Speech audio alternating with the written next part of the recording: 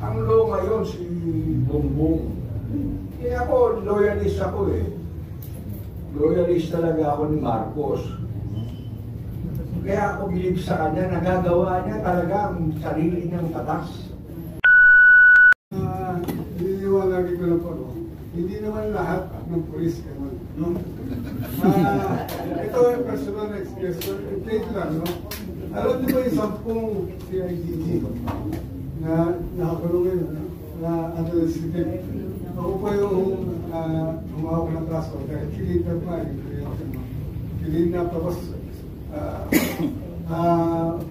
yung dalawang Pilipino ay ano pa, no? Tinantihan ng baril sa upan. At kaya nga, umuusad na, no? At sila ang tumulong sa amin doon, yung INEG. No? Yung INEG, ano, sila ang tumulong para makalikong ng ebidensya para karagdagan para maging solid yung kaso namin. Ang siguro yung follow-up namin dahil yung mga ibang private individual na kasama, yung mga katawag na mastermind dito, na hindi pa na so dahil patuloy pa rin yung ginagawa nila, hindi lang namin makuha-kuha na rin yung iba bang kanila. Although ano na yung informasyon, meron kami mga request sa hangsan. So, hindi po lahat ganun, no? Kasi nadi-demoralize, nakaka-demoralize naman kung may masama na kayo. Ayun po. Okay. Thank you very much. Anyway, Greco, may I ask you to give that last closing statement before we cut? Kasi I want to dismiss it already. Okay. Dear friend, the former president. Ako magtatanong. Yes. Which welcome?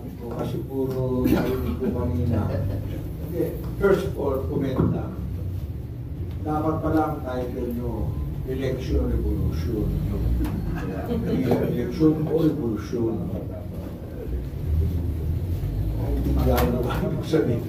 Election Revolution. Kasi ayaw niya yung revolution eh. Talaga mag-revolution. What is happening today, happened already eh, before. Mauulit din. Hindi yung magbukas ang Kongreso. I'm telling you, what is happening today, happened already during the time of ERA. Yung sa Senado ng umpisa, nagsayaw-sayaw pa si Tessie Ureta. Ito, masasayaw-sayaw siguro si Tambalolos doon sa Kongreso. It will trigger something. Yun ang komentaryo ko. Pero ito ang tanong ko. Ang daming criminal offense and they are not included doon sa election-related. Ang election-related, tungkol sa proseso. Proseso ng eleksyon, pag-process. But that is not included sa immunity. Sa mga sinabi nyo, napakaraming criminal action outside of the process. Katulad, criminal yun eh, yung itatwart mo ang tanong ko, dami nating abogado dyan sa panel. Mag-pusok na kayo. Pagpala kayo ng mga kaso na mga dapat, pagkaman alam natin na ngayon, hindi pakikinig sa inyo pati korte. There is no such thing as rule of law now. Ang law ngayon si Bongbong.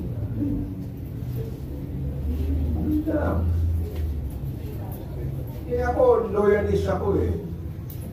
Loyalist talaga ako ni Marcos. Kaya ako bilib sa kanya, nagagawa niya talaga ang sarili niyang batas. Pero tanong ko, papayagan niyo ba? Ako papayagan ko. Eh, kaya ako bilib. Pero kung kayo, may angal kayo, eh, papayagan. Ganun lang yun. Ako payag ako.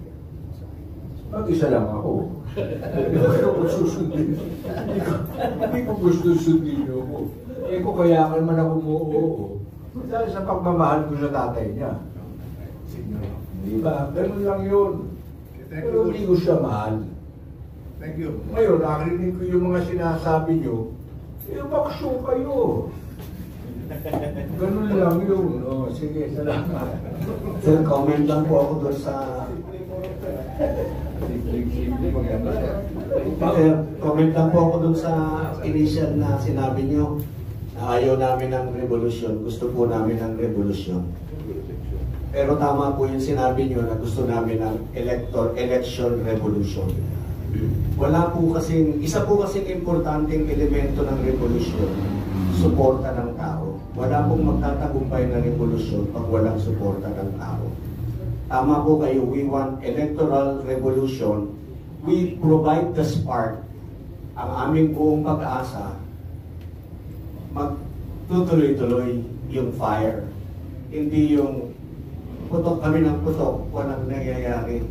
Gusto lang po namin pukawin yung damdamin ng ating mga kababayan.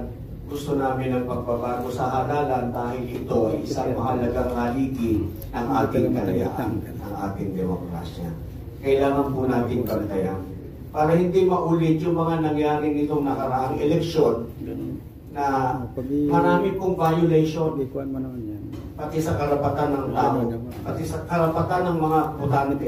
Hindi nila nalaman kung sino-sino ang mga kandidato, ipinagbabawal ang paglagay ng tarpaulin pagka hindi ka nasa administrasyon, ipinagbabawal ang pagkampanya o pakikipag-usap o pag-participate sa electoral process pagka ang sasalihan mo kalaban ng nakaupo.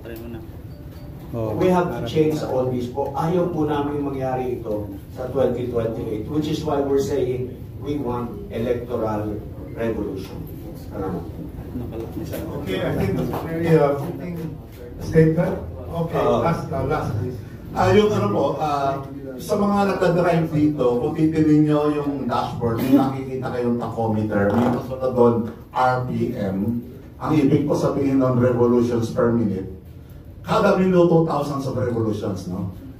Hindi natin kailangan maghintay until 2028 election.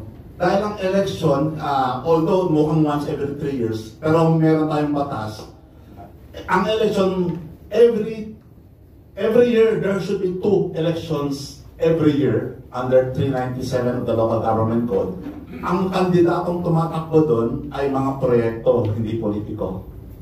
Ano po yun? Tuwing barangay assembly, dapat ang trabaho ng barangay pinapakita sa tao, ito ang mga proyekto, pagbotohan nyo. Walang sumusunod doon, walang sumusunod. Pero tingin ko, meron isang susunod doon.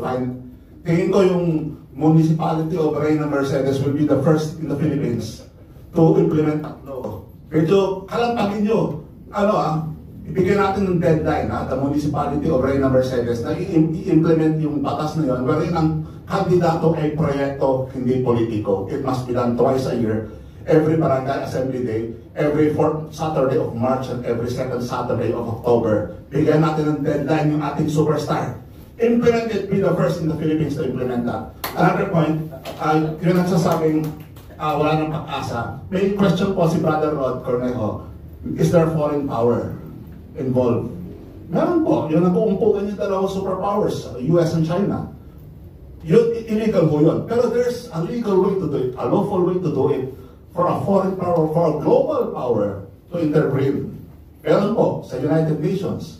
Ang problema natin dito sa elections, pwede natin i-akyat sa United Nations yun. Allowed yun.